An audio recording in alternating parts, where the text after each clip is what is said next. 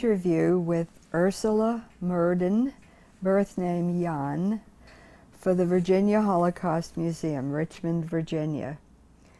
January 25, 2011. We are at the Virginia Holocaust Museum in Richmond, Virginia. This interview will be conducted by me, Inga Windmiller Horowitz. The videographer is Chuck Weitzenhofer. Ursula, please, you state your name and spell it, please.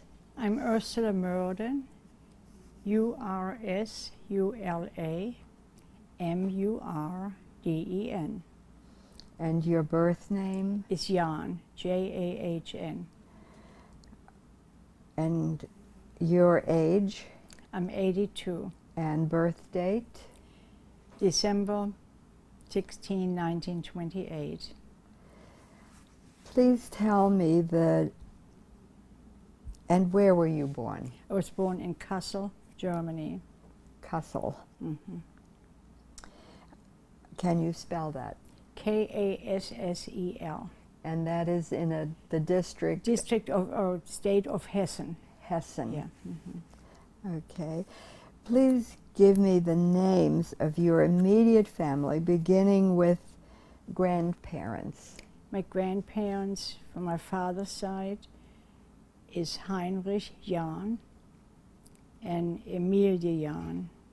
Heinrich and Amelia? Yes. Mm-hmm. With an A? E. E. Amelia.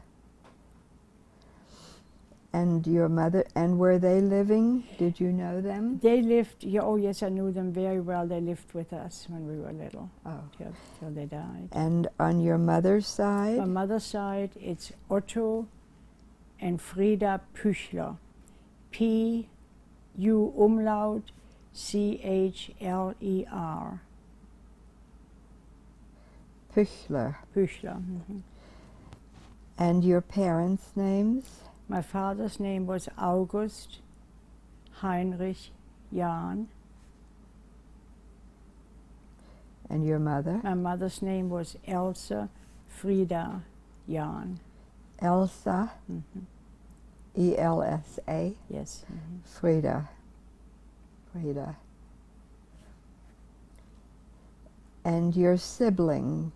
I had one brother whose name was Friedemann. His name was what? Friedemann, like Friedemann Bach. F-R-I-E-D-E-M-A-N-N.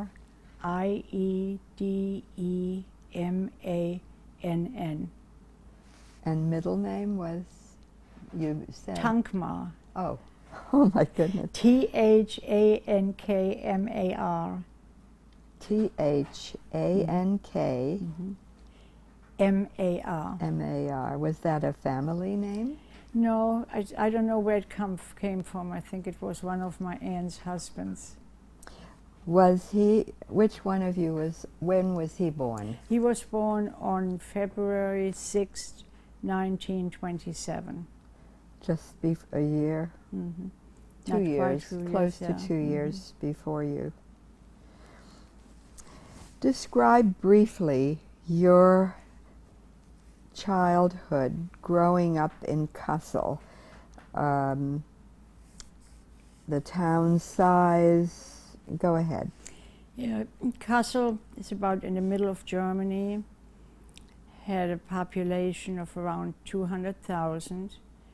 I was born in the outskirts of Kassel and brought up in different houses, because we moved from our first house in 1936 and then moved to a large apartment house till that was bombed several times.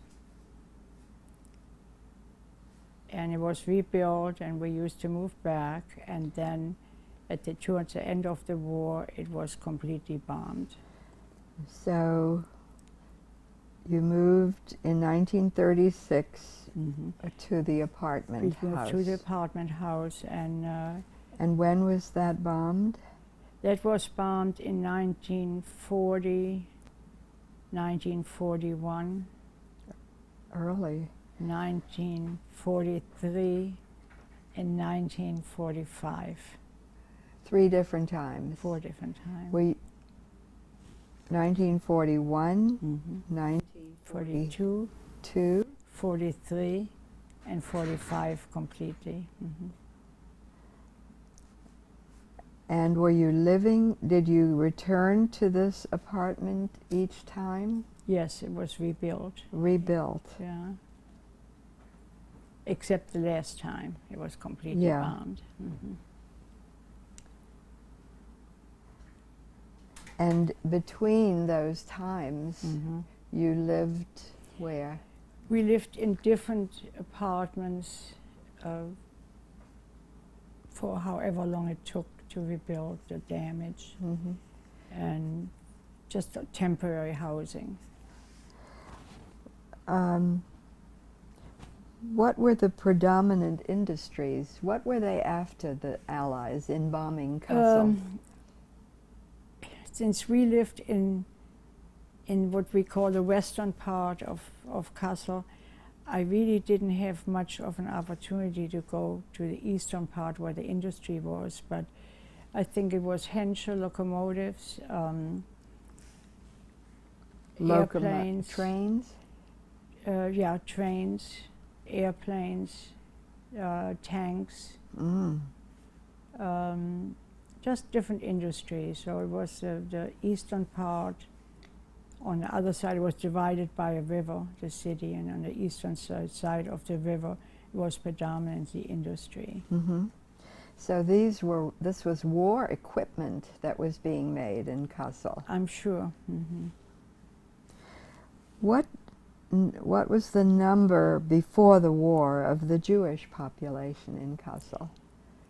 I don't know that, but I know we did not have a large population. We did have a synagogue, however.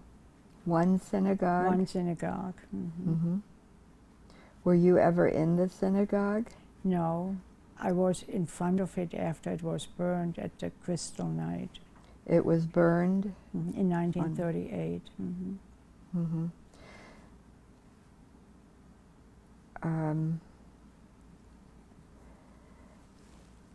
And the predominant religion in Kassel? It was Lutheran. Lutheran, Mm-hmm. as you were As I was. Lutheran. What was your grandparents? Did they all live, both sets of grandparents? No, my mother's parents lived in Thüringen. Thüringen. Yes, which is a mountainous part of Germany, predominantly agriculture. Mm-hmm.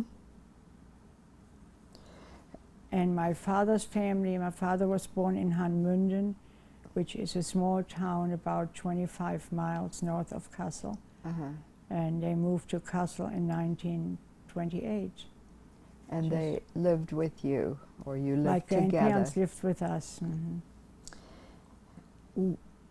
You had mentioned that grandparents had such an influence on you. They did, because they were still very active, and they were not just the grandparents who were put upstairs in that one room, but were a very important part of our upbringing. And we talked a lot. We were talking family, so we would sit, especially at night, and talk about their childhood. So I know a lot about what things were like in the 1800s. Mm-hmm. And I thought everybody did that, but found out later that I'm probably a rare person who knows about the history of my family, of my grandparents.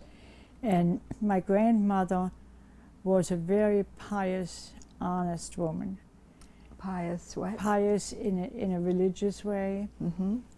She lived by the Bible. The one who lived with you? The one who lived with us. And my father was an agnostic, so she took it onto herself to raise us as little Lutherans, and took us to Sunday school, and really gave us wisdoms that we thought came out of her, and then I later discovered they all came from the Bible. It was probably the only book she ever read. This was Amelia. That was Amelia, yes, Mhm. and she was 4'8". She was a giant. Whew.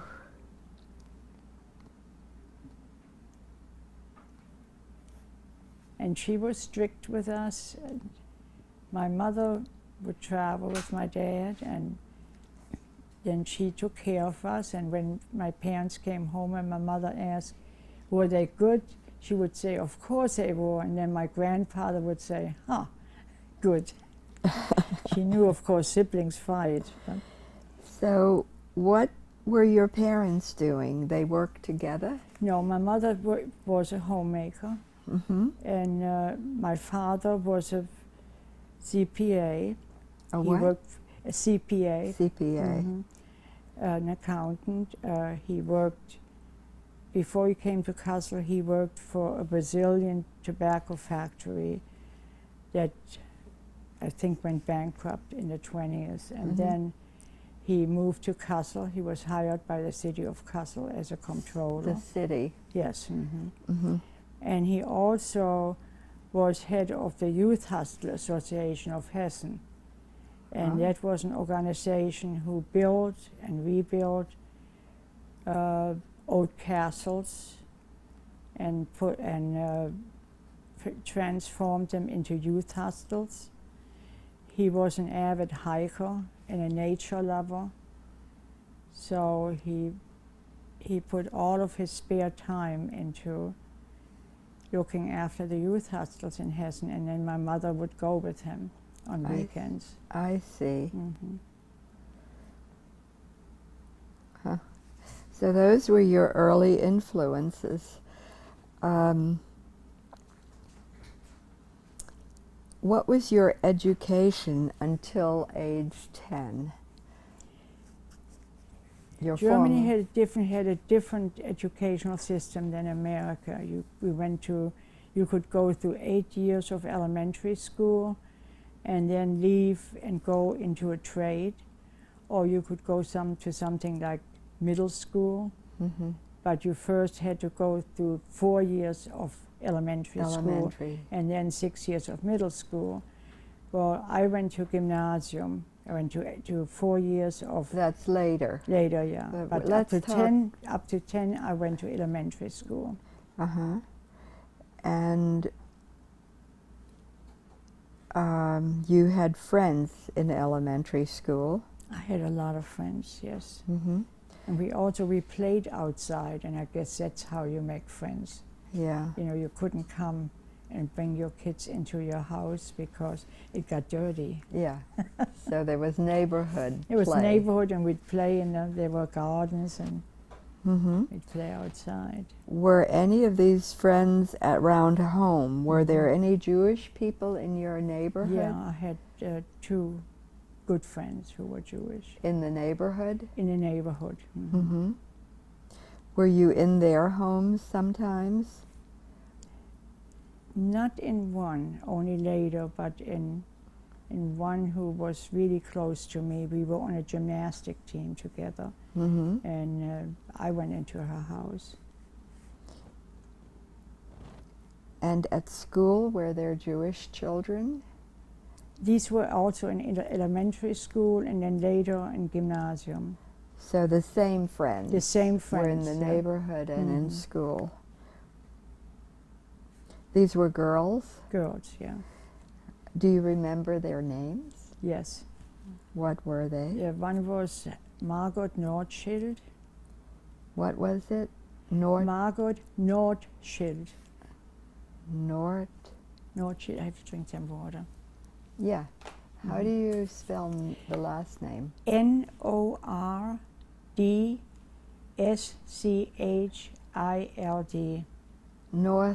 Nortschild. Mm-hmm. And the other one? The other one was Hannelore Schmelz. Schmelz.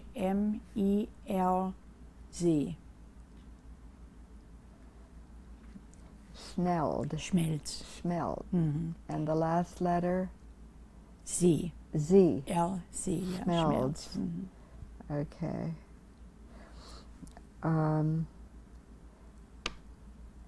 And they were throughout until you were 10. That was 1938. 1938. You were 10. Mm-hmm. You turned 11 in December. Mm-hmm. What did you have any knowledge of what was going on with them, the repressions they were feeling during this time? Your elementary years. They were, but they were also from a different level. The first one really with my grandmother, and that's why I said my grandmother was a strong influence on me. She had Jewish friends, and they had a Kurzwarengeschäft. And I don't even know if they have them in this country, you know, things like buttons and thread and Notions. notions, yes. Uh-huh. And I even remember their name. It was Blau und Stern. The And first, or the last name. It was Blau and Stern. Stern, S-T-E-R-N. And we used to go every Saturday to Blau und Stern, and they would give me cookies. And I didn't get them at home because I had bad teeth. So.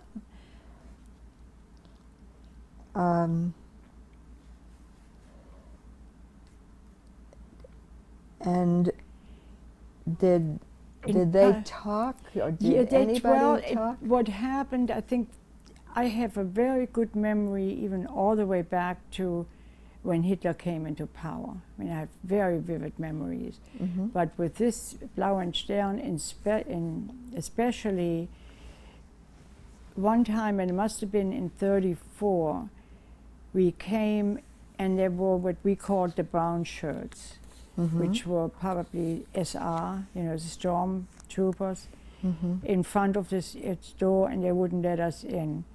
And here was my 4'8" grandmother with her cane saying, "These are my friends, and you will let me in or else." Mm-hmm. And so they let us in. And of course, my first question was, why? Mm-hmm. And I grew up with that, why? Why is that? And the answer always was, don't ask, it's dangerous. Mm-hmm. And I was forever asking why, and I still do. But with the Blau und Stern, we still went there for another 2 years or so, and then one day they were gone. And we didn't know about it ahead of time, and I know my grandmother cried, and I said, well, where did they go? And she said, I don't know. Mm-hmm. And you never knew? I never knew. In 2 years or so, if that's right, they may have emigrated. They may have immigrated, Mm-hmm. yeah. And what about your friends at school? I didn't even know about Hannelore Schmelz. I think the problem I had through her, or the problem I caused that family, came later when I was in gymnasium. And that was one of the nightmares that I still have, because I was a chatterbox, and through that I learned how to keep a secret. If somebody said don't tell, I Mm-hmm. wouldn't. She took me into her bedroom one day and showed me a strange looking candelabra and said, this is a menorah, and I didn't know what it was. And I said, well, what is it? She said, well, it's for my grandmother, and my grandmother is Jewish. And I probably didn't know. She said, it's a secret, you can't tell anyone. And I had nothing better to do than to tell a classmate I saw a menorah, and Hannelore is Jewish. Oh, you And didn't? It was not generally known? It wasn't talked about. I didn't, no, it wasn't. We didn't talk about at our house. We had Mhm. Jewish friends. My mother played bridge with some Jewish friends who later went to England. and we didn't talk about it, and I didn't pay that much attention to it. So I didn't think at that time that it was that bad to tell another friend that this Hannelore had a menorah and she was Jewish. And it was reported. And then Hannelore's mother came to my house and was crying, and she said, took my hands and said, please, please don't ever, ever say that again. You do not know what can happen to us. And I think from that day on, I knew a secret was a secret, and if you promise, you promise. So until then, this incident, there was no difference between the Jewish students and No, there wasn't. Do you know when this happened? That must have been when I was 13. And one day, my other friend, Margot Nordschuld, wasn't in school. And the teacher said she got out of school. She decided to go to work. And this I was said, the other Jewish friend. Yeah, and I said, I don't think she could work. You can work when you're 13. And I knew you had to go be 14 to go to school to 14. Yeah. So I went to her house, and there was no answer. And I asked the teacher again. The teacher didn't say anything either. She didn't know, she said. And then another day, the same week, I met Margot on my way to school, and she said, you can't talk to me. And I said, why not? And she opened her coat, and she wore the Star of David. And so that was in that 1 year between that first experience with the menorah. I knew that the government didn't like Jews, and they made them wear a Star of David. And I said, why? And she said, I'm Jewish. I said, no, you're not. You're Catholic. She said, my mother is Catholic, and I'm Catholic, but my father is Jewish, and therefore I am. And she didn't come back to school. I lost touch with her because shortly after that, we were bombed. Our city was bombed, and I went off to boarding school. So I didn't see her then, but I did meet her again after the war. And in fact, she even visited me in America. Margot. I have to drink. Do you know what happened, and how did she survive? Do you know? She said she finished school after the war. How did she survive? They stayed, and I don't know why they survived. We didn't talk about it, but I did help her with some sewing after the war, and she'd come to my house. And then when I went to America, she said, I'll visit you. And I said, sure. And she did come with her fiancé. They were in the Foreign Service, so she came to visit me. And so her mother had been Jewish. Her mother had been Catholic. Catholic. Her father was Jewish. Her father was Jewish. Do you think she survived in hiding? You said the Star of David was under her coat. It was under her coat, yeah. And we didn't talk about it after the war. And maybe it was that time when nobody talked. It was a period of shock. Yeah, there was. We were evacuated to another city for a while, and then 4 years later moved back to Kassel. So by that time we had lost a little contact, and I guess we were still occupied with trying to get back on our feet again. We all worked. We lived in one-room apartment, our whole family, so it was a rough time. Did her father, the Jewish father, survive? He survived, and it's a funny story. Her mother died early, and one time my mother called and she said, I went to her to Mr. Nordschild's house today and I brought him a gift. And I said, well, what was the occasion? And she said, es war Tag der Brüderlichkeit. And so I thought I wanted to visit him. They lived close together in The the day same for area. brotherly love. In brotherly love, yeah. So, but she brought him a homemade pork sausage. I said, but Mutti, Well, Mutti, Jewish people don't eat pork. And she said, well, I made it myself. So, yeah, she meant well. and Hannelore, do you know what happened to her? Hannelore Schmelz, we corresponded after the war. They moved away. No, before that, this is really important. In 1945, my boarding school was closed and I tried to find my parents, and I was homeless for about a half a year. So I walked back to my hometown trying to find anybody that would know where my parents were. And I met Hannelore Schmelz in the street.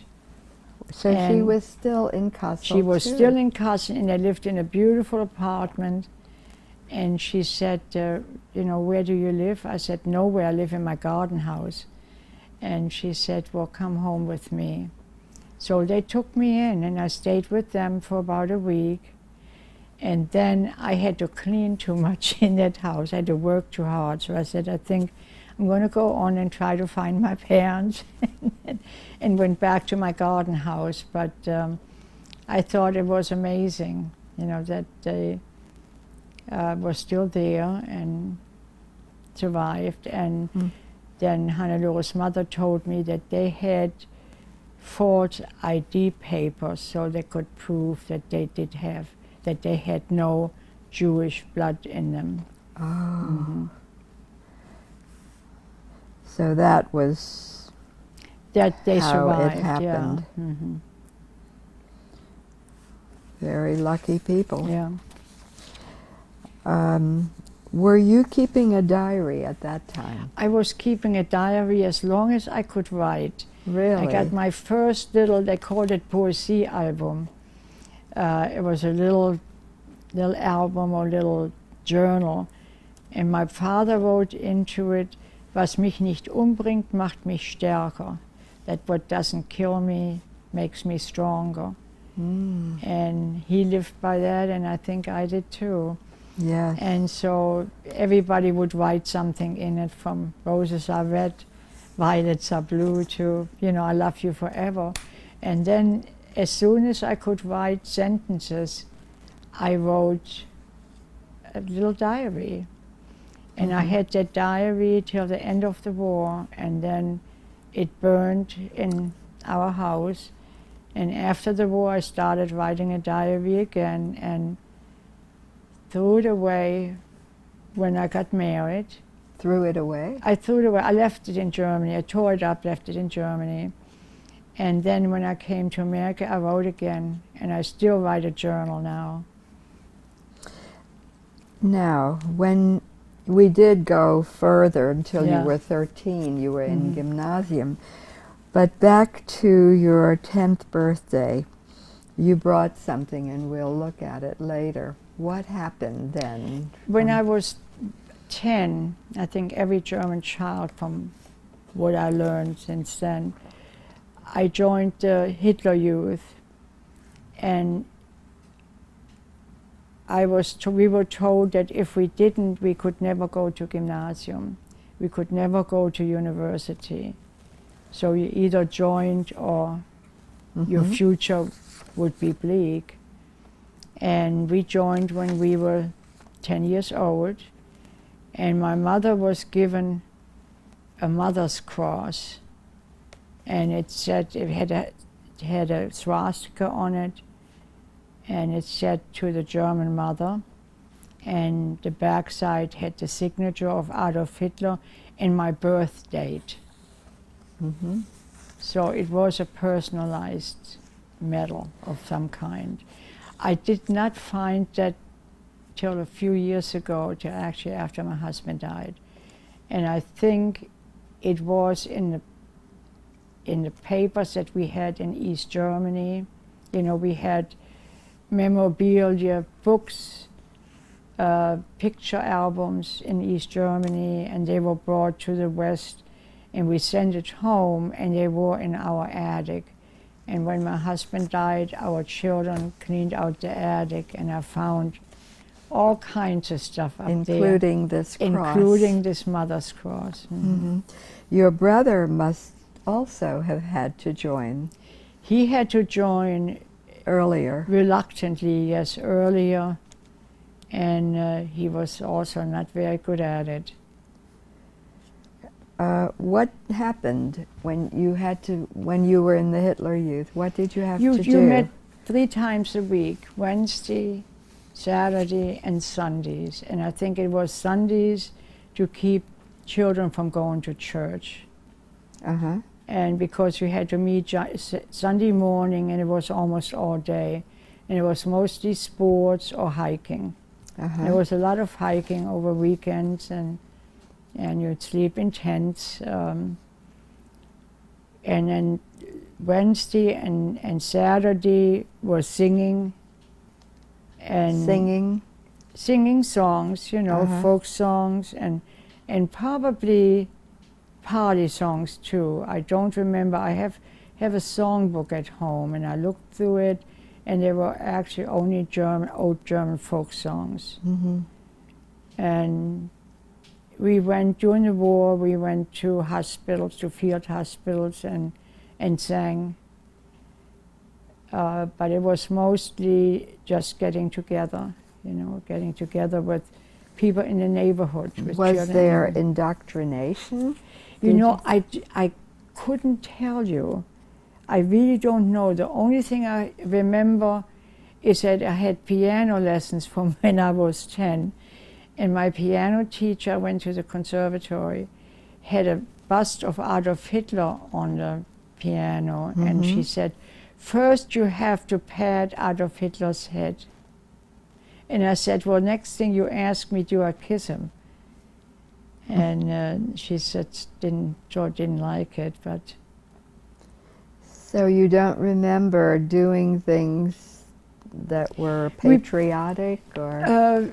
Probably we were told that this was the best thing that ever happened to Germany, and that Germany had come out of a bad time that had been the fault of the Jews. And when you're 10 and 11, you know, what do you know about politics? Not a lot. You only know if something is so unreal. You know, if somebody says you cannot like those people, but you can like those people. And if somebody told me these people should go to Jerusalem, I said a couple times, oh, I wished I could go. And then said, shh, don't say that, that's dangerous. So I didn't connect that, you know, I didn't connect Jewish people with Jerusalem or why they should go to Jerusalem. And I'm sure we were indoctrinated, you know, I'm sure. Yeah. Till we got a little older. When I was 13, I just did not like the way history was taught, because I read a lot. And I'd say, oh, but those weren't Germans, they were French. You know, if they talked about Charlemagne, I said, he wasn't German. They taught us he was German. I said, no, he wasn't. Oh, they claimed. They claimed all, him. yeah, they claimed a lot, and they claimed that the British were Germans, and that eventually all of Europe would be German. So, or Germanic, actually. They didn't say German, Germanic. So, with that, at that age, we were wise enough to know that it couldn't have been. You know, it wasn't. Were any members of your family in the Nazi Party? Not a one, and I even called my cousins over the weekend, and there was not a one, and I really don't know how they could have escaped. Influence, yeah. How they got through. I just remember when I was real little that my father said, Politik verdirbt den Charakter. Guck sie mal an. There were these street fights going on. I remember the street fights between the Nazis and the communists. Mm-hmm. And that's why we hardly ever went into town. I didn't go to that part of town. And my parents were just not that political. And if they were, they wouldn't say anything in front of us children. My parents, as I said, loved nature. They loved hiking. They loved music, reading. My father was an intellectual. My mother was a country girl from a sharecropper's family.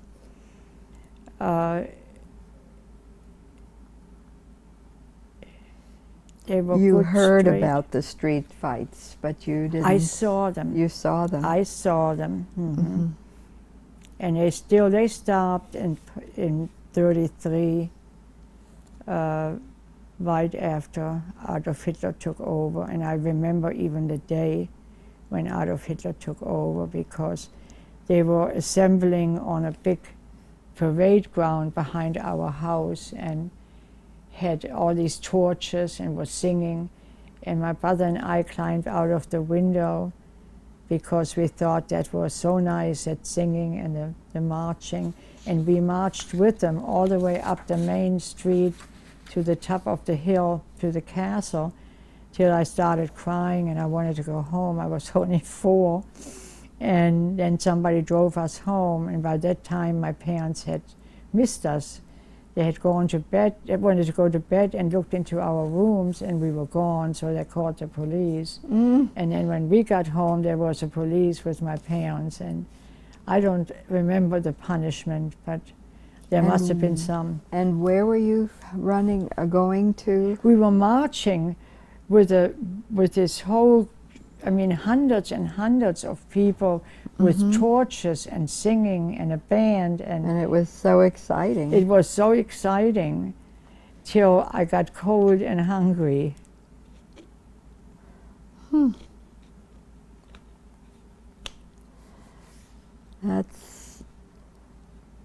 And your brother was 5.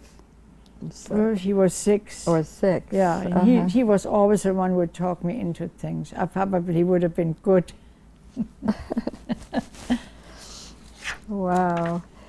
Well, now but you know, you ask about indoctrination. I'm wondering if maybe the camaraderie and that singing and praising, that's all part of indoctrination. Sure. You were becoming a strong German strong girl. in the sports, you know. But I was in gymnastics from when I was 7. And so that had nothing to do. I did that was my extracurricular activity. I was on a gymnastic team. And you had piano lessons? Any other? Because that was done. You know, you'd have sports or ballet and ballet. You I didn't want.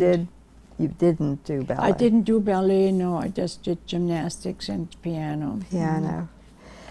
Now, the war, the years, 1939, when the war really began. 1st of September. Yes. Now, what do you remember of Kristallnacht? Of what? Kristallnacht in... That was in 1938. In Kassel. In Kassel.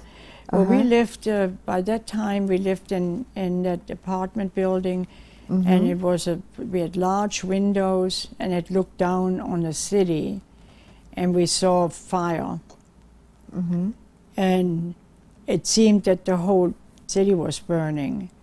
And then the next morning, we found out that people had, not thugs, but people had burned the Jewish synagogue and the department stores. So I said, I want to look. Excuse me. And we went down to look, and we had the biggest department store was Wertheim. Wertheim? Wertheim, yeah.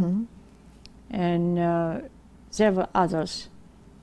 Woolworth was not burned. Mm-hmm. And so there were just a lot of people standing around, and I only said, I looked at my mother and said, why? Mm-hmm. And then people You said, saw the signs. it was just destroyed, you know. I mean, it was just, there were no windows, it was burning. They were burned. And the Jewish stores, they were all in the main strip in the city. What was the talk? The talk was just these were Jewish businesses, and they had no place in our town.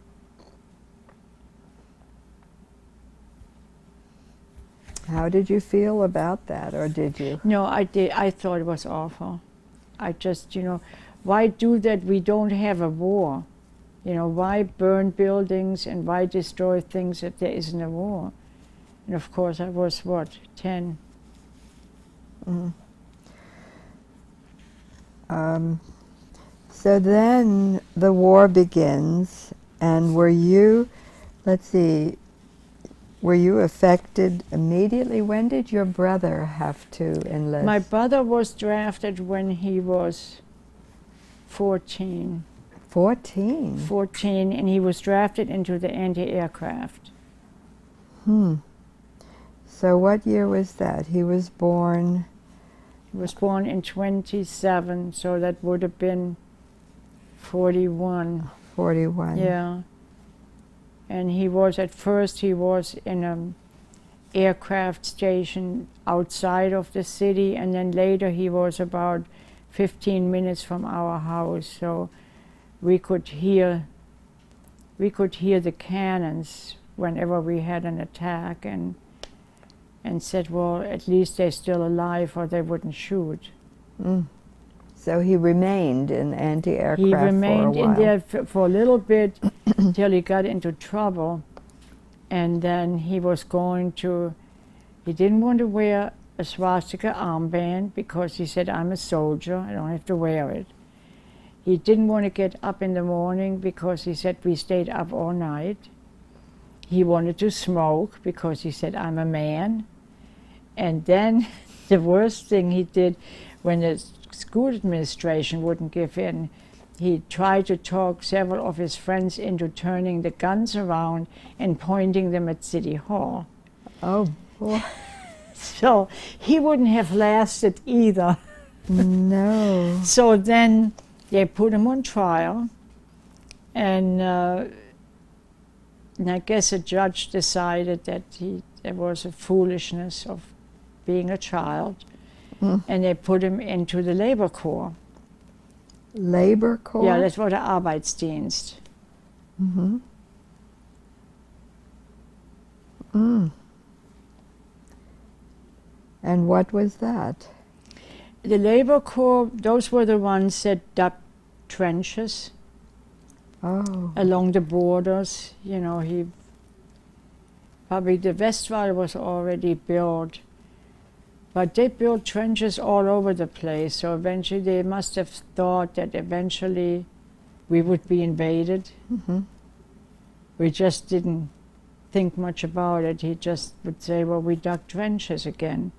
And they also helped rebuild the city, you know, when cities were bombed, they helped rebuild. And when he was He wore a uniform then, the he Labor wore Corps? a soldier's uniform.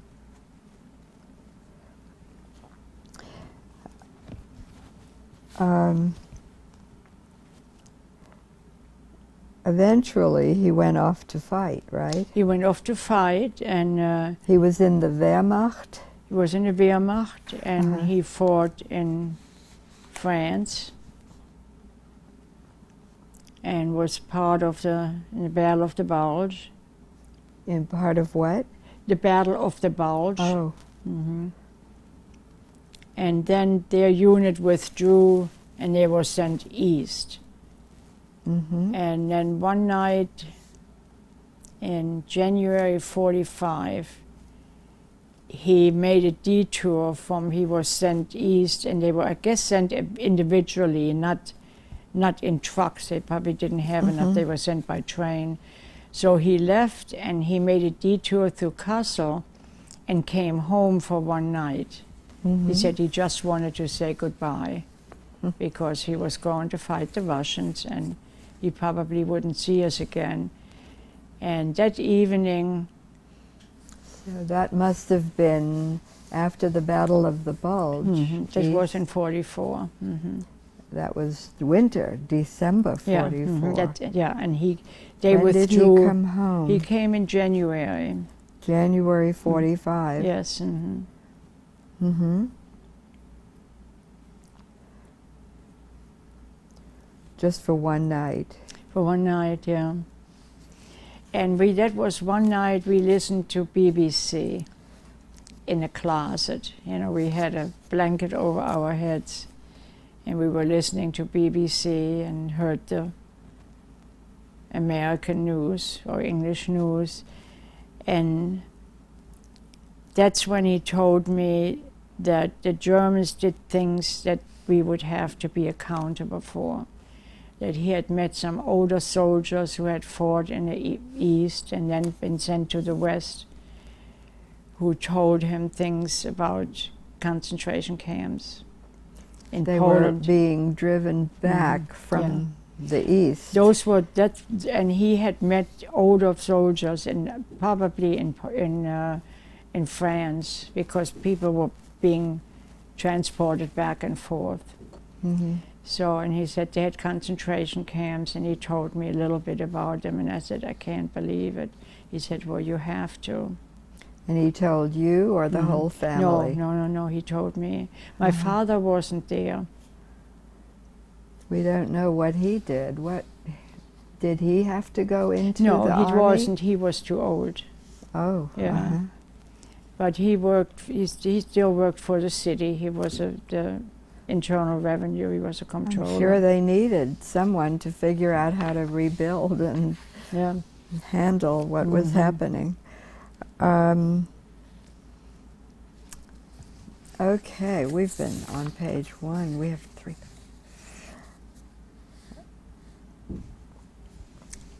And then you told us when the bombings began, 1941. Yeah, the bombings began The British, quite early. the Yeah, that British? night, that was British, yeah. Uh-huh.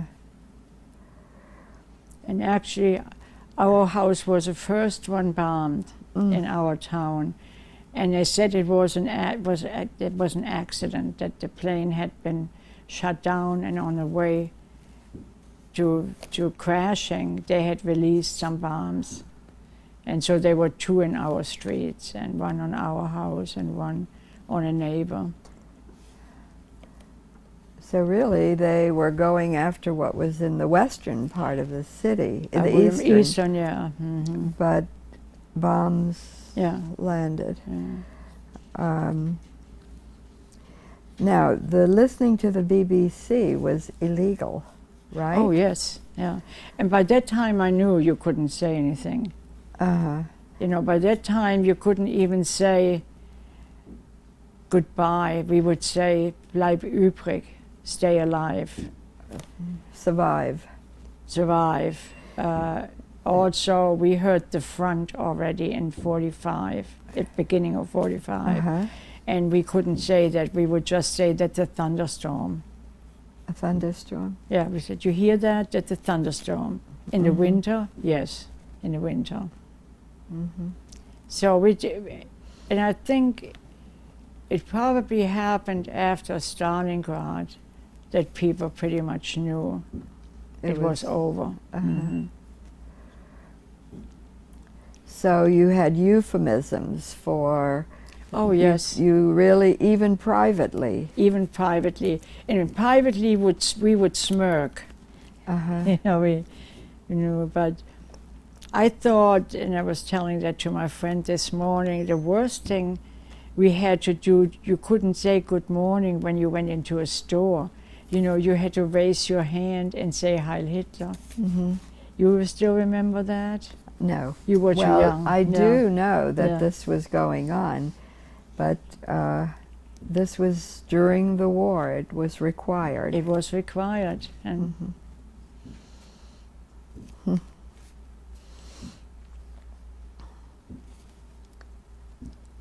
I thought only the Jews had euphemisms for whatever. They Yeah. couldn't say the words. No.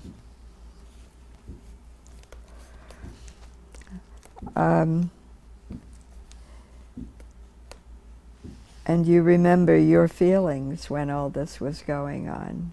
You were living like a double life. A double life, and it was constant fear. I was always afraid, and afraid. Then after I was separated from my parents, when I went to boarding school. Yeah, the boarding school. Yeah, and that was after 1943, after the October firebombing of my hometown. October 1943, Yeah. firebombing. Yeah. And where was the boarding school? In Bad Wildungen. It's a spa. Oh, it's in the mountains, not too far away from Kassel, about 80 miles. And you walked back when you finally did return? Mm-hmm. So you were there until when? I was there till I was home briefly for Christmas 44, and then when the war was over for us, which was in April 45, our school was closed, and we were supposed to go by truck to the east somewhere, and I said, I'm not going to the east, that's where the Russians are. And also my mother had told me at Christmas that don't leave, wait, I'll pick you up. So I just said, I'm going to wait till my mother comes, and I'm not going. And I had a girlfriend in this town, so I said, can I stay with you for a while? And they said, of course. So I stayed there for a while. And then you walked. Mm-hmm. And Well, then how I old walked. were you then? 40, I was 16. 45? Yeah, 45. 44. Yeah. No, that was Yeah. April of 45. Yeah, I walked, and then I walked with thousands of other people. It was just, it seems people coming from the east and people coming from the west, and soldiers and trucks and tanks and bicycles and The wagons. war was really not officially over.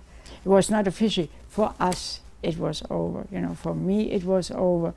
I watched the Americans come in from a basement window, and all I thought is, thank God I don't ever have to be afraid again. I don't ever have to run to a cellar again and hide. And where was that you That first was in Bad saw? Wildungen. In Bad Wildungen, when I ran away from school and stayed with our friends. And that boarding school was B-A-D. Bad, B-A-D, Wildungen, W-I-L-D-U-N-G-E-N.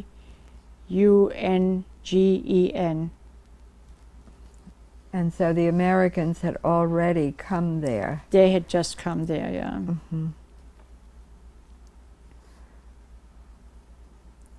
What were you doing in a basement? I stayed with a family whose father was an admiral in the German Navy. And the mother said, when the enemy comes, it's going to be dangerous for you young girls. She had these 3 teenage girls in her house. She said, I'll hide you in the basement. So we went in the basement with some food and a radio, and she put an oriental rug in front of the door, as if everybody has an oriental rug in front of the door. So we watched the Americans come in, and one of the first thing they came to this house, and they knew who lived there. And as it so happened, that man was also not a Nazi, that admiral. So, but they still had to get out of the house because the commander wanted to live in it. And first thing, they took the radio away. And So they looked just like us, white. Yeah, And some spoke German. yeah. But you had to get out of the house. Got out of the house, yeah. And then we got out several times. I mean, they would move us 3-4 times, and finally I said, this is too much, I'm going home. So now what happened, this happened to you, what happened to your parents, your grandparents? My grandparents, my grandfather was still alive. He was at that time with my uncle in this little small town north of my hometown. And that's where we were evacuated later. They took him in after our house was destroyed. My mother... Your grandmother, my grandmother Amelia had died, yes. Mm-hmm. Oh. And my when parents... When did she die? Beg your pardon? When did she die? My grandmother died in 1941. Oh. Yeah.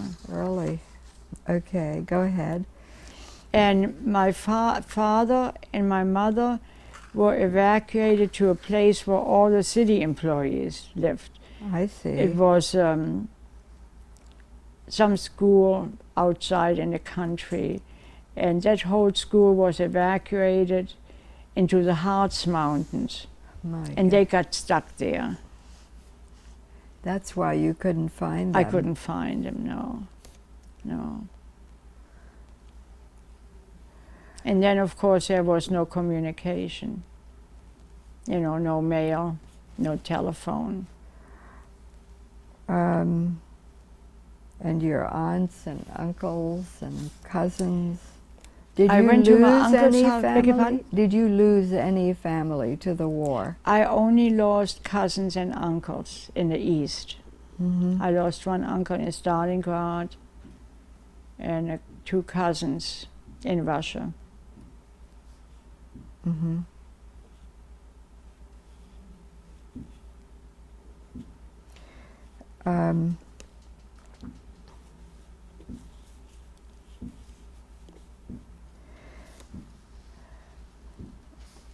So 3 members of your family were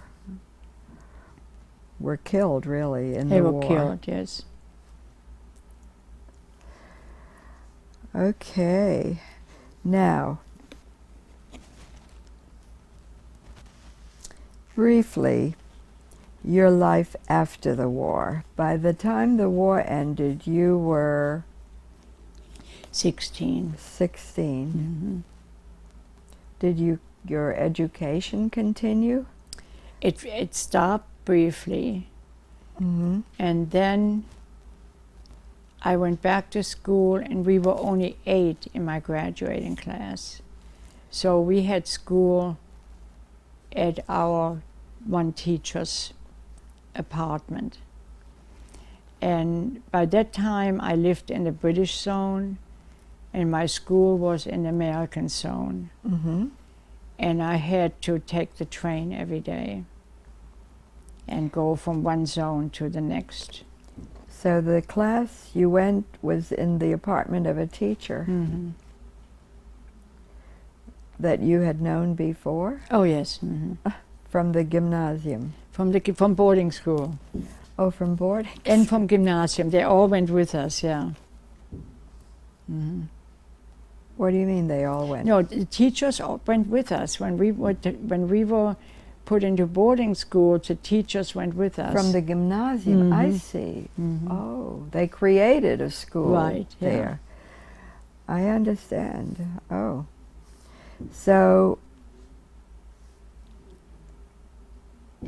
that was, the apartment was in the British zone. No, where we lived, Was we British finally, zone. an aunt gave us her garden house, her garden cottage to live in, and I went to school by train every morning into the American zone. Huh.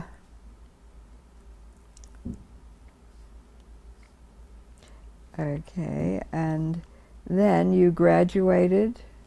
I graduated a year earlier because I had jumped a class.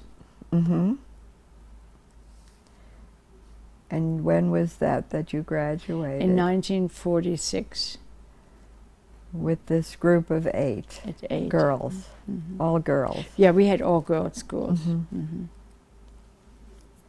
So the same girls kind of stayed Yes, together. and there was few that had not been in boarding school with us. They had gone somewhere else.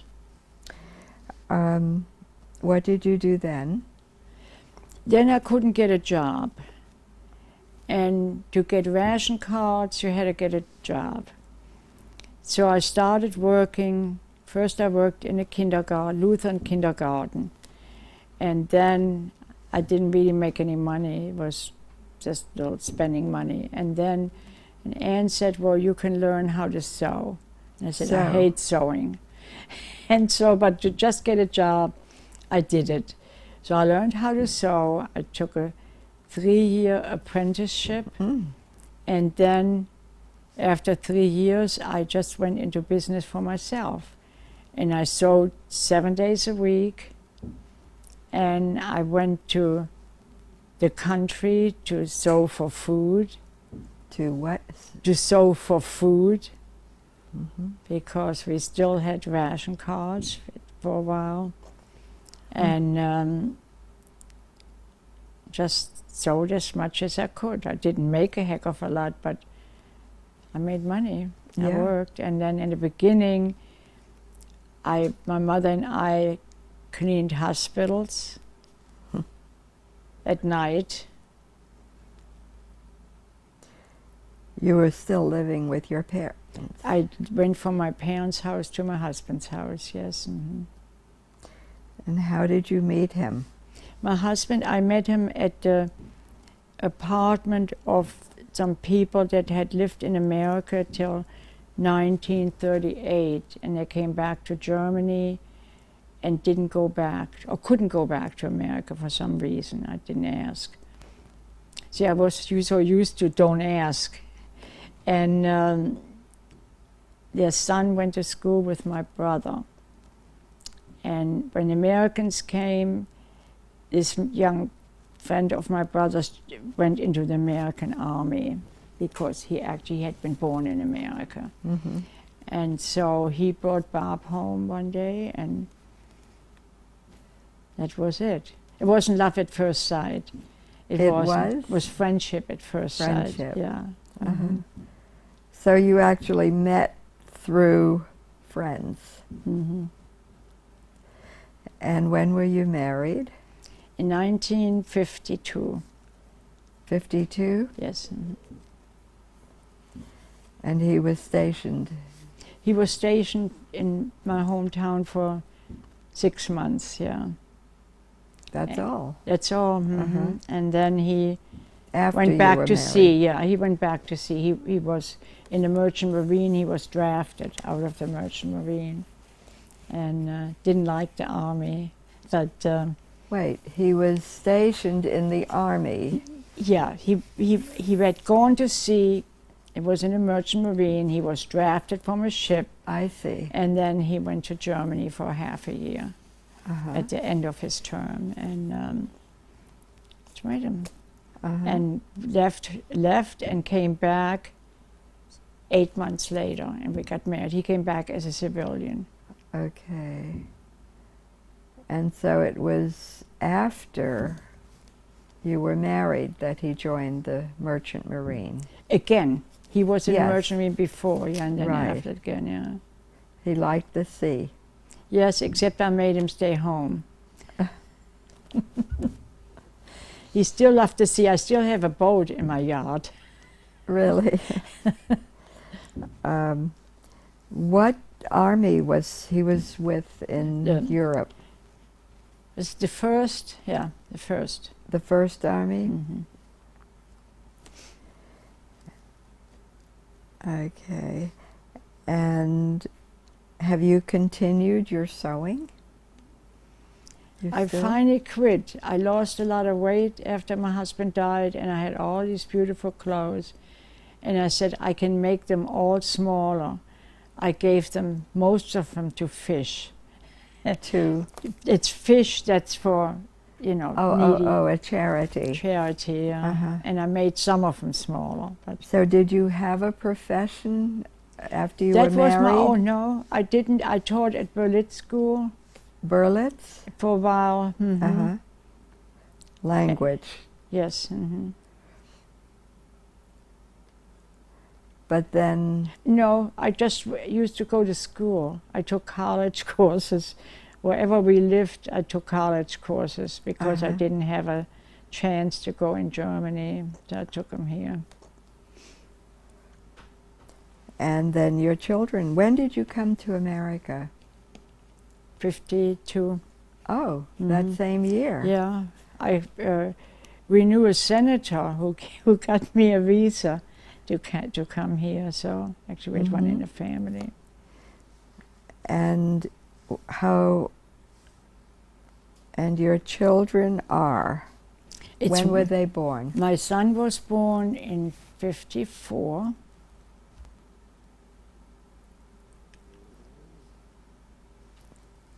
William Carl Murden. Yes. And your daughter was born? Was born in, gee, she's going to kill me. She's 52. 59? 59? Yeah. So she's 5 years younger? No, Or- then he was born in 55. Oh, God. Okay, it's all right. I'm getting mixed up now. In yeah. the 50s. In the It's 50s, fine. yeah. Yeah. So that's okay, and we'll look at pictures of them later. Okay. Yeah. So in the United States, you've lived in several places. I lived in Biloxi, Mississippi. Oh, really? Yes. Biloxi. Oh, that was an eye-opener. I bet. Yeah. Your husband was still with Merchant Marine? He was still with the Merchant Marine, and then he was going to be gone for a year. And he was with the Zucconi Oil Company. And he was going to be gone for a year, and I said, I'm going home. I was pregnant then. And he stayed home, went back to school, and started working in a brewery at night. And first at a shipyard, and then in a brewery, and then he became a brewmaster eventually. Mm-hmm. And he did that all his life All then? his life, Uh-huh. till he retired. And when did you move to your present home in Williamsburg? 1985. Mm.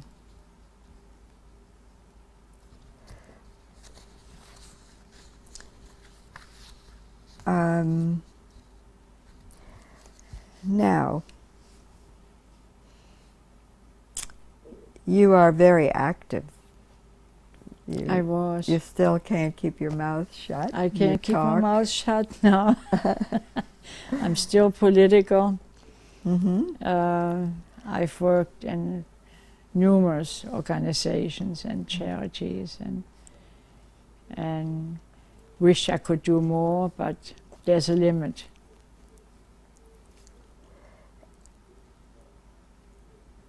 And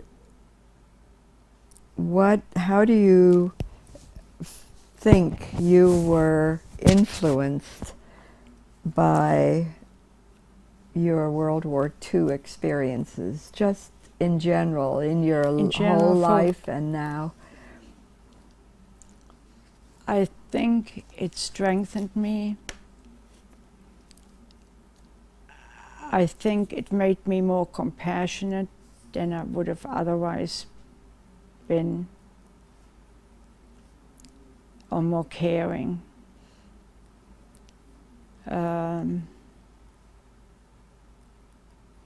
My faith has grown. Your faith is still Lutheran. Yes.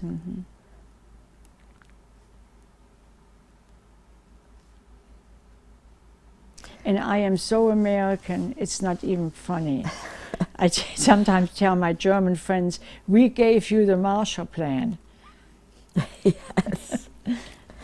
And that's true. Yeah. What one lesson do you think we should learn from remembering the Holocaust?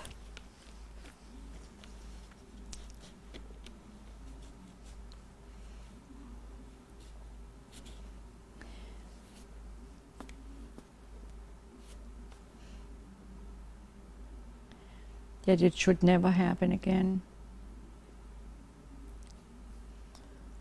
Hatred like that should never happen again. Do you understand why it happened?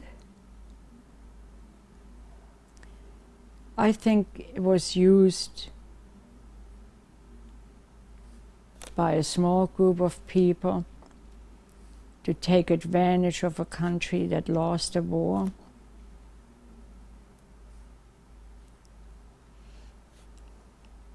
I'm not a historian.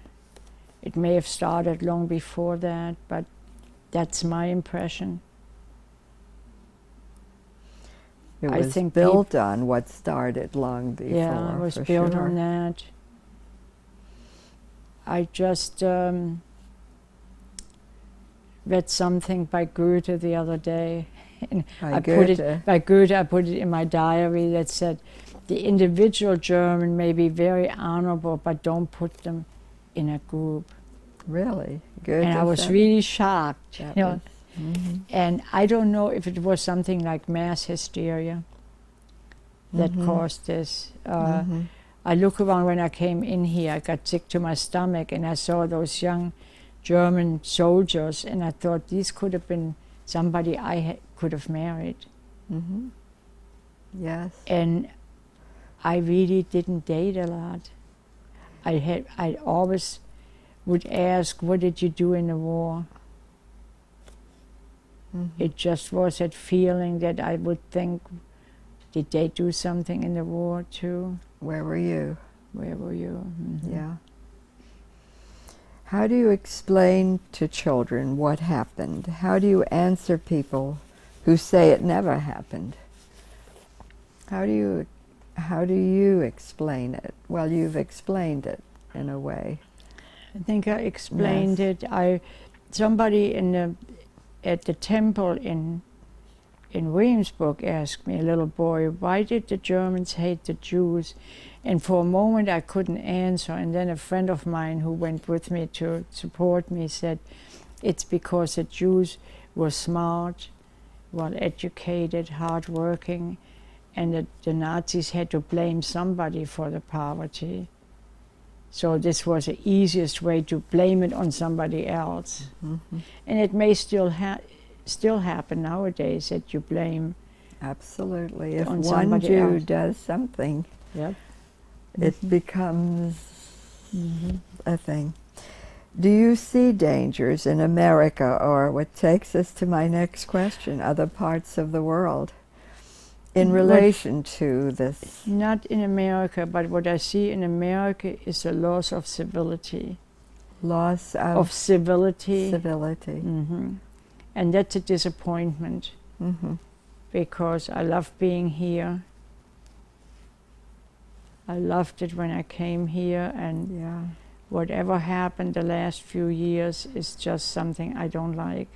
Yeah. The rhetoric, the shouting, it's scary. Yeah. Just the ugliness. And of course we only hear what the media tells us from other parts of the world. You know, you hear about Somalia, Mhm. Pakistan, again Russia, Mhm. you know, in the Caucasus Mountains. But we don't hear that much out of Russia.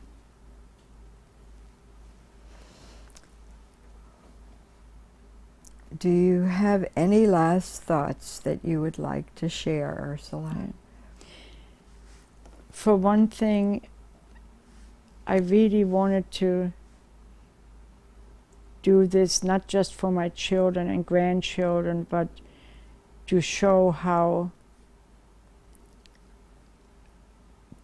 political indoctrination and doesn't just affect the adults, how it can affect a child's life. And that to me is the biggest sin. It's To really indoctrinate innocent children. and in your own case, you had your family I to had help my- you hear another side. yeah. And I had an uncle who spent years in Buchenwald, but he couldn't talk. You know, he was a political prisoner, and he couldn't talk, but I knew something was wrong because they didn't have any income, and everybody chipped in. Was this your father's? This was Brother? second uncle, second cousin of my Mhm. dad's. Of your on your father's Side, yeah. They were all Social Democrats, so. Mm-hmm. So we hadn't heard this before, that you actually had a family member who was sent to concentration camp Mhm. for political. Yeah, political reasons. Views. Mhm. Um, And we also had my father also had some Mason friends who were Masons? Masonic Mhm. brothers who were sent to concentration camps. Mm-hmm. So how children actually, the new exhibit that just opened here about Yeah. Pope John Paul II. Yeah, that's what Chuck said. The bottom line is how it begins in childhood. Your ethics, your prejudices, and that is really the thread that goes through this exhibit. It was so in his life. Yeah. Early childhood Early influences childhood, yeah. that caused And I him think, yeah. to and become the man he Mhm. became. The good man in his good case. man, yeah. But And I really think the good people in my family guided me. yes. Mhm.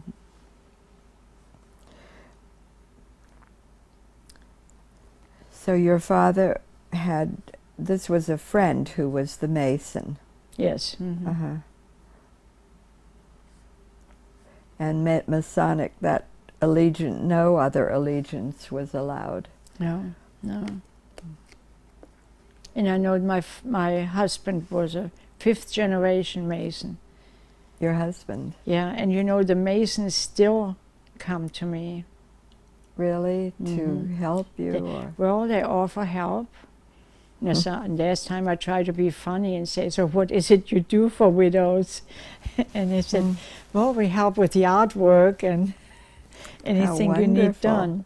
I said, well, I need the trashing. So, but they bring me flowers on Christmas and on Easter. Now, let's look at your pictures Okay. and one object. First, we never looked at the map. Here we have Germany. Yeah.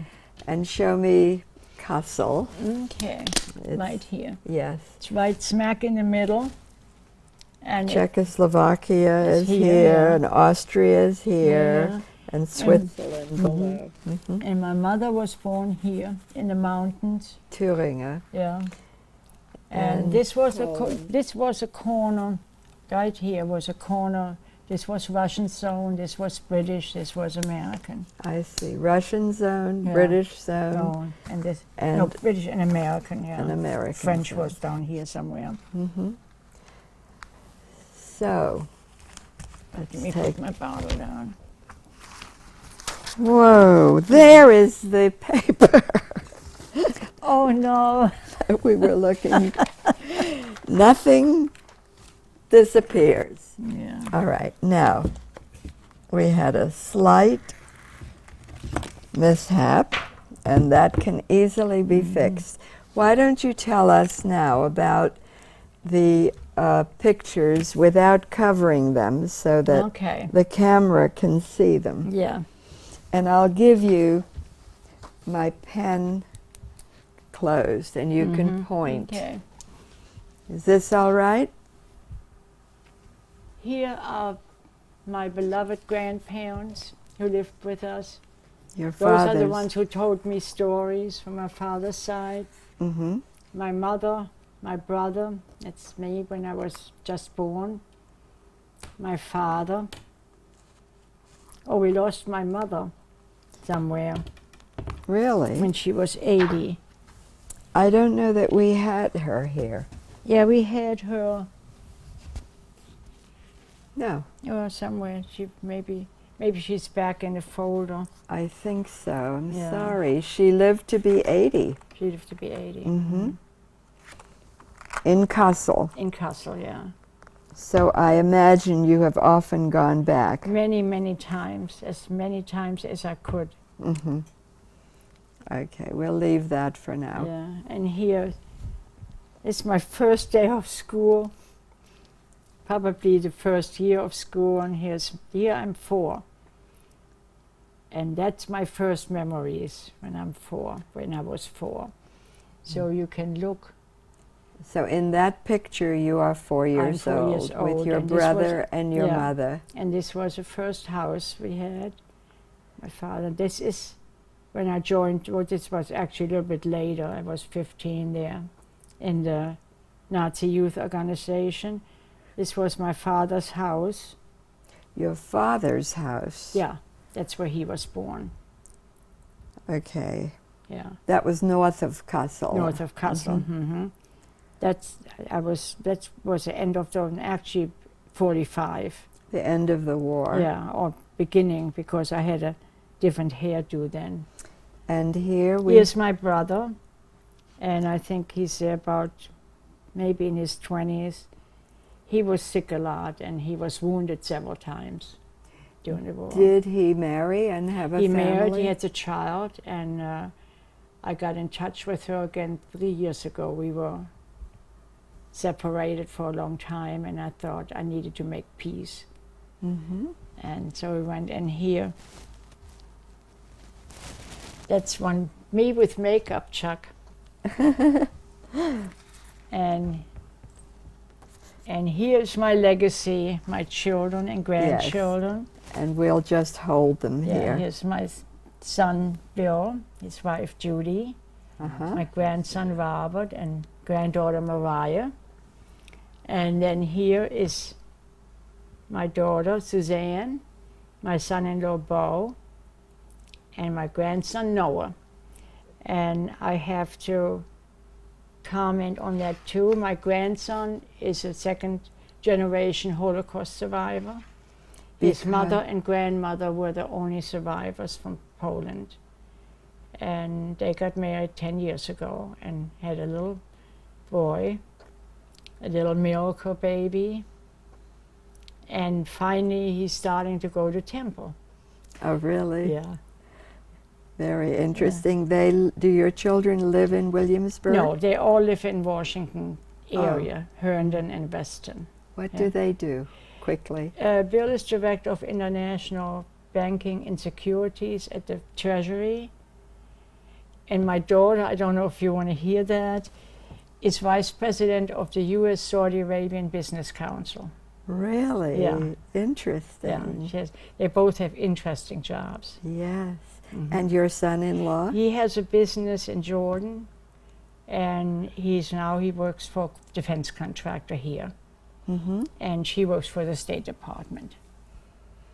All very All involved. All very involved, yes, and all very, very busy and very. Well, and beautiful people. Yeah. Thank you, Ursula, for Thank you, sharing Inge. with us your unique story. Thank you. No,